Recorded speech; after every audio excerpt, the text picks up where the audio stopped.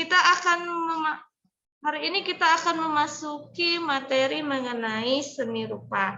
Nah, sebenarnya materi ini hanya untuk menyegarkan ingatan kita kembali. Apa materinya, Bu? Materinya mengenai masih tentang konsep, tentang unsur, prinsip, bahan, dan teknik. Nah, itu kayaknya udah pernah kita bahas ya. Kalau kalian masih ingat, itu ada di kelas 11. Benar? Benar nggak? Atau lupa? Lupa ya? Oke.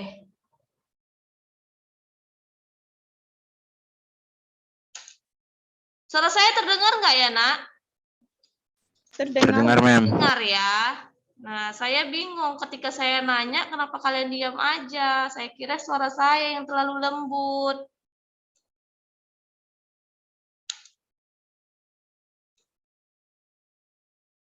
Nampak?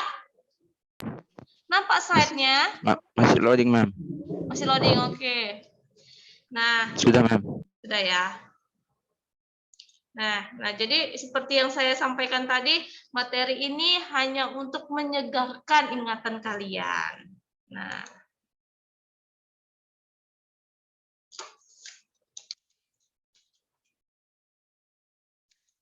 jadi pada pertemuan ini kita berada di KD 31 yang berisi tentang mengevaluasi konsep, unsur, prinsip, bahan, dan teknik karya seni rupa. Nah, waktu kelas 11 itu juga pernah saya rasa kita membahas tentang konsep, unsur, prinsip, bahan, dan teknik. Nah, apa sih tujuan pembelajarannya? Nah, jadi tujuan pembelajarannya yang pertama itu mengapresiasi karya seni rupa dua dimensi dengan mengevaluasi konsep, unsur, prinsip, bahan, dan teknik dalam berkarya seni rupa dua dimensi. Lalu berkreasi karya seni rupa dua dimensi dengan berdasarkan imajinasi dengan menggunakan berbagai bahan dan teknik. Nah, jadi pada KD ini kita memiliki beberapa materi pembelajaran. Materi pertama yaitu tentang konsep, unsur, prinsip, bahan, dan teknik. Yang kedua kita akan membahas mengenai nilai estetis karya seni rupa dua dimensi. Dan yang ketiga medium dalam karya seni rupa dua dimensi. Dan yang keempat berkarya seni rupa dua dimensi. Nah, jadi pada KD ini kita akan membahas materi-materi keempat ini. Nah, untuk itu ada pertanyaan? Tidak, Mem. Oke, saya lanjut. Untuk pokok bahasan yang pertama, mengenai konsep, prinsip, unsur, dan teknik. Nah, apa sih konsep itu, apa sih prinsip itu, dan apa sih unsur itu? Yuk, ada yang tahu? Pertama, yuk, apa sih konsep itu? Ayo, ini saya hanya mengulang-ulang kembali nih, Nak. Kalau di kelas 10, kalau di kelas 11 itu kita menganalisisnya. Ingat nggak yang saya suruh buat video menganalisis karya seni rupa berdasarkan konsep, unsur, prinsip, ada waktu kita kelas 11 lalu? Suara saya nggak dengar kali ya? Nggak dengar ya suaranya? Dengar. Dengar kan? Lagi-lagi saya mengira suara saya yang terlalu lembut sampai kalian tidak bisa mendengar. Gitu loh. Jadi apa sih konsep itu, Nak? Masa sih konsep aja nggak tahu?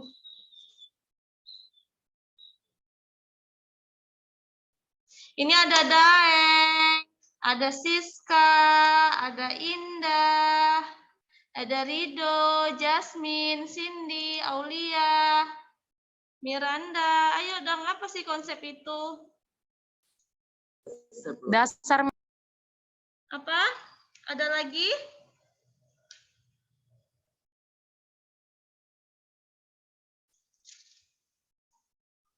Nah, jadi konsep di sini artinya, yuk, ada bisa nyambung nggak?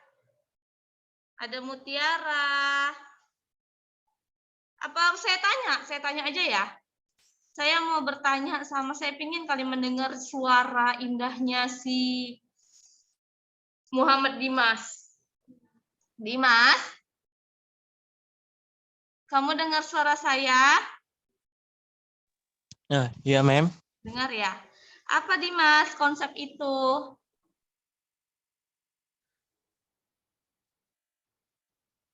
Saya baru join, Mem. Oh, kamu baru join. Iya, memang semua pun ini pun memang baru mulai.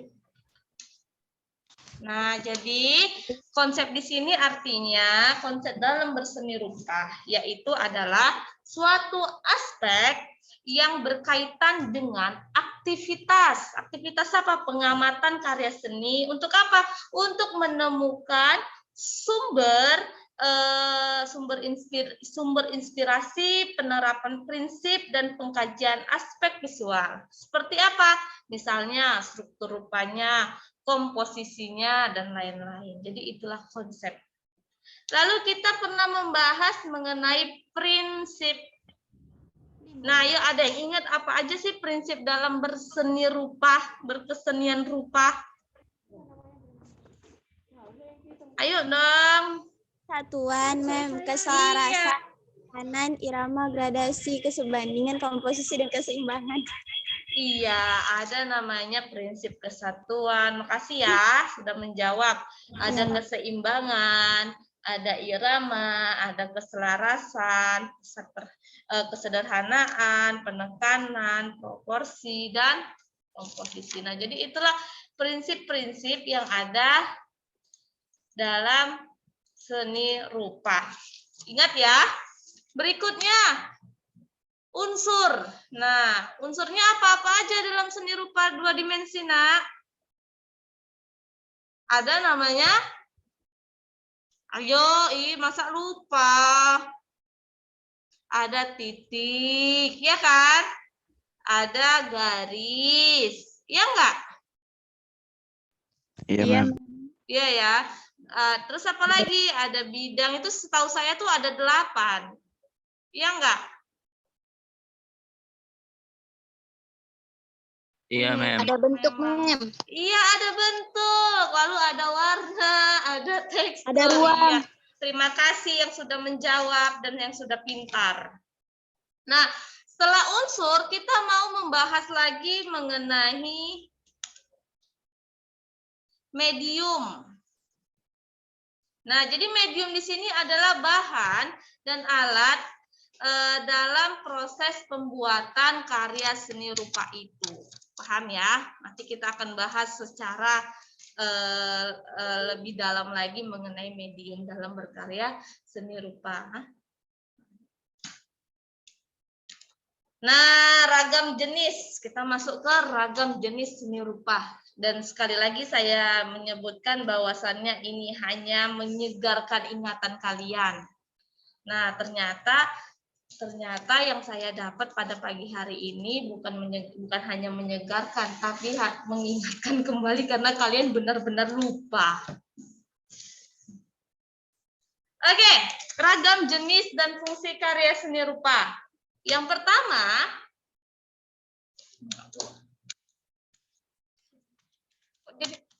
jadi nggak bisa diklik. Lagi nggak jalan. Yang pertama adalah berdasarkan bahan. Nah, ragam dan jenis seni rupa berdasarkan bahan. Yang pertama ada kriya kulit. Nah, yang kedua ada kriya kayu dan yang ketiga ada logam. Lalu, nah, berdasarkan tekniknya, yang pertama ada batik, lalu yang kedua ada pahat, dan yang ketiga anyaman. Nah, ini berdasarkan teknik. Selanjutnya, nah berdasarkan masa atau waktunya. Yuk, ada yang masih ingat apa aja berdasarkan masa dan waktunya? Ada namanya seni rupa tradisional. Ingat nggak? Mungkin nggak dengar mereka suara saya yang lembut ini. Lalu yang kedua ada seni rupa modern. Lalu yang ketiga ada seni rupa kontemporer. Yuk, siapa yang bisa menjelaskan apa itu seni rupa tradisional, modern, dan kontemporer?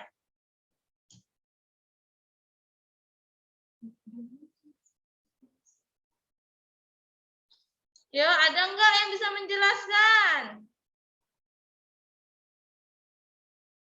Nah, jadi seni rupa tradisional adalah seni rupa yang dibuat menggunakan aturan atau pakem atau pola-pola tertentu karya seni. Nah, ini diciptakan secara berulang-ulang, nah menyerupai bentuk aslinya dan tidak boleh diubah apapun alasannya. Nah, jadi inilah seni rupa tradisional. Nah, lalu ada seni rupa modern. Apa itu seni rupa modern? Jadi seni rupa modern adalah seni rupa yang muncul berdasarkan kreativitas pembuatannya dalam menciptakan sebuah karya yang belum ada sebelumnya. Nah, jadi ini berdasarkan kreativitasnya. Lalu apalagi Bu dengan kontemporer? Nah, jadi kontemporer ini adalah cabang seni rupa yang dipengaruhi oleh dampak modernisasi. Ingat ya. Jadi seni rupa kontemporer ini dapat pula diartikan sebagai seni rupa yang tidak memiliki aturan-aturan atau pakem-pakem tertentu. Nah, jadi inilah perbedaan atau pengertian dari seni rupa tradisional, modern, dan kontemporer. Nah, berikutnya adalah berdasarkan fungsinya. Yuk, apa aja berdasarkan fungsinya? Ada namanya seni rupa murni dan ada seni rupa terapan. Yuk, ada yang bisa bantu saya menjelaskan apa itu seni rupa murni dan apa itu seni rupa terapan? Seni rupa murni itu identik dengan estetiknya, Ma'am. Kalau terapan untuk kita gunakan sehari-hari. Iya, benar sekali. Jadi seni rupa murni ini adalah yang nilai estetiknya yang sangat ditonjolkan tanpa memiliki nilai gunanya. Lalu apa seni rupa terapan? Nah, sebaliknya seni rupa terapan ini adalah salah satu karya seni yang meninggikan fungsi gunanya. Nah, tapi tetap harus ada nilai estetiknya. Contohnya apa? Nah, contohnya ini nih. Ini tali masker yang saya gunakan adalah karya seni rupa terapan. Nah, dia bisa digunakan tapi dia tetap ada nilai estetiknya. Begitu, paham ya, Nak? Nah, jadi bukan sementang-mentang dia cuma memiliki fungsi, kita tidak lihat dari sisi keindahannya aja. Kita abaikan aja, biar aja jelek, yang penting berguna, gitu. Tidak seperti itu, tapi kita tetap ada nilai estetiknya. Nah, jadi inilah seni rupa murni dan seni rupa terapan. Berikutnya, nah, jadi untuk seni rupa terapan ini ada beberapa, Nak. Ada namanya seni kriya dan ada desain. Nah, jadi untuk seni kriya sendiri itu ada 5. Ada kayu, tekstil, keramik, logam, dan kulit. Sedangkan desain itu ada desain komunikasi, produk, busana, interior, dan desain arsitektur. Lagi-lagi ini masih yang sama, masih hanya menyegarkan ingatan kalian di kelas 11.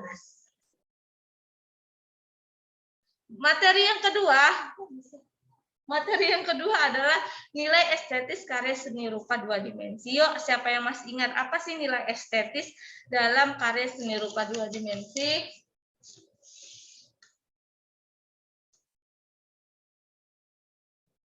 Nah, jadi nilai estetis karya seni rupa ini ada dua. Yang pertama, ada yang bersifat objektif, ada yang bersifat subjektif. Benar? Benar. Saya rasa mereka golek-golek ini, Pak. Nah, jadi inilah seni rupa nilai estetis karya seni rupa 2 dimensi. Apa sih, Bu, yang Ibu bilang objektif dan subjektif itu?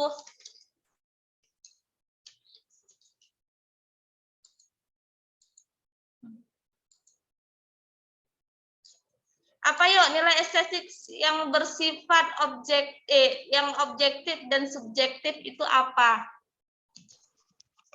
Objektif itu memang berdasarkan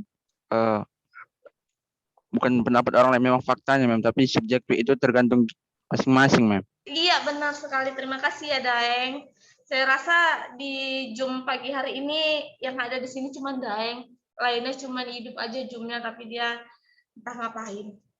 Nah, jadi nilai estetis seperti yang disampaikan Daeng tadi, jadi nilai estetis yang bersifat objektif adalah mereka yang menilai berdasarkan keharmonisannya, lalu keselarasannya, konsep, unsur, prinsip, bahan, dan teknik pembuatan karya seni rupa. Lalu bagaimana yang bersifat subjektif? Nah, jadi yang bersifat subjektif ini adalah yang berdasarkan selera. Jadi subjektif ini antara penilaian saya dan penilaian Anda semua itu berbeda. Paham ya? Tergantung selera masing-masing yang dibilang si Daeng tadi.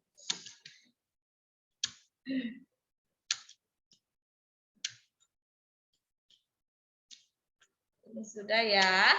Berikutnya, materi yang ketiga mengenai medium dalam berkarya seni rupa. Nah, jadi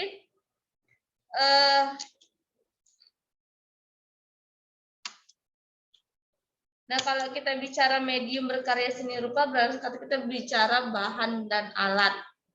Nah, apa itu bahan? Dan apa itu alat? Nah, jadi bahan itu adalah dalam berkarya seni rupa, material yang habis dipakai. Nah, sedangkan alat,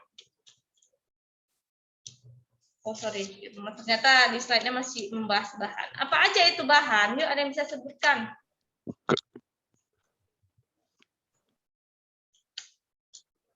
Nah, yang pertama ada pensil. Nah, untuk di pensil ini juga ada jenisnya masing-masing. Nah, pernah nggak lihat di ujung pensil ada 2B, HB, dan lain sebagainya? Pernah? 5B. Ada ya kode-kodenya ya. Nah, itu kode itu adalah yang menentukan ketebalan dari pensil itu sendiri jika kita gunakan. Nah, berikutnya adalah penghapus. Nah, penghapus ini termasuk bahan karena habis dipakai.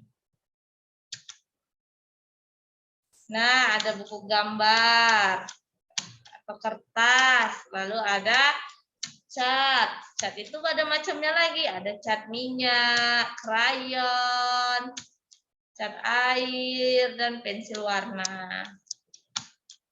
Nah, ini ini bahannya yang habis dipakai. Nah, berikutnya kita membahas tentang alat. Nah, tadi kan bahan habis dipakai. Jadi alat ini adalah peralatan yang digunakan untuk membantu proses berkarya. Apa aja yang diperlukan dalam berkarya? Nah, pasti dong kuas. Nah, kuas ini juga ada ukurannya masing-masing dan ada bentuknya masing-masing tergantung kegunaannya. Ada palet, lalu ada pisau palet. Nah, pisau palet ini untuk apa? Nah, ini biasanya mana nih? Nah, ini bentar ya, Nak. Nah, ini ada pisau palet. Nah, pisau palet itu biasanya digunakan untuk mengaduk cat. Nah, lalu yang materi yang keempat, nah, terakhir kita adalah berkarya seni rupa. Nah, ada beberapa yang harus diperhatikan dalam berkarya seni rupa. Apa aja itu, Bu? Nah, yang pertama pastilah kalian harus mencari ide atau gagasan. Udah kalian mencari, lalu kalian dapat ide, lalu kalian tuangkanlah ide itu ke dalam sketsa. Nah, lalu kalian pindahkan sketsa itu ke dalam bidang datar, dan terakhir kalian mempresentasikan hasil karyanya tersebut. Jadi itulah materi kita pada KD 31 ini. Kayaknya waktunya sudah habis. Selanjutnya kalian masuk apa nih, Nak? Fisika ya. Terima kasih saya ucapkan yang sudah hadir dalam pembelajaran pagi hari ini. Saya akhiri, sekian. Assalamualaikum warahmatullahi wabarakatuh.